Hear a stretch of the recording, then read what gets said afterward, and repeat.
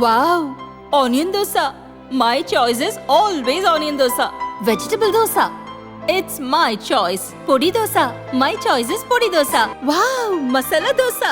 It's always my choice. Dosa வகைகளில் ஒவ்வொருவருக்கும் ஒவ்வொரு சாய்ஸ் இருக்கலாம். ஆனால் எல்லா வகை தோசைகளுக்கும் ஒரே சாய்ஸ் இதயம். சென்னையில் கடந்த ஆண்டு நடந்த சனாதன ஒழிப்பு மாநாட்டில் விளையாட்டுத்துறை அமைச்சர் உதயநிதி பேசியது சர்ச்சையானது. சனாதன தர்மத்தை டெங்கு மலேரியா போல் ஒழிக்க வேண்டும் என பேசியதை கண்டித்து நாடு முழுவதும் போராட்டங்கள் நடந்தன. அவர் மீது இதுவரை மொத்தம் 8 வழக்குகள் பதிவு செய்யப்பட்டுள்ளன. அந்த வழக்குகள் அனைத்தையும் ஒரே கோர்ட்டில் விசாரிக்க உத்தரவிடக் கோரி உதயநிதி சுப்ரீம் கோர்ட்டில் தாக்கல் செய்த வழக்கு நிலுவையில் உள்ளது.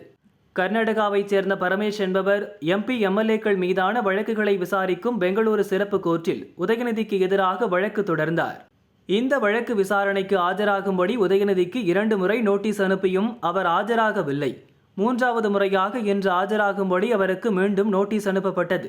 இன்றும் ஆஜராகவில்லை என்றால் கோர்ட் கைது வாரண்ட் பிறப்பிக்கும் என கூறப்பட்டது.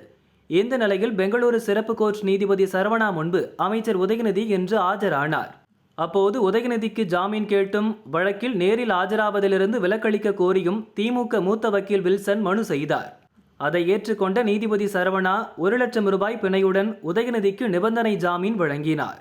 சுப்ரீம் கோர்ட்டில் நிலுவையில் உள்ள வழக்கு விசாரணை முடிந்த பிறகு இந்த வழக்கில் தீர்ப்பு வழங்குவதாக கூறி விசாரணையை ஆகஸ்ட் 8ஆம் தேதிக்கு ஒத்திவைத்தார்.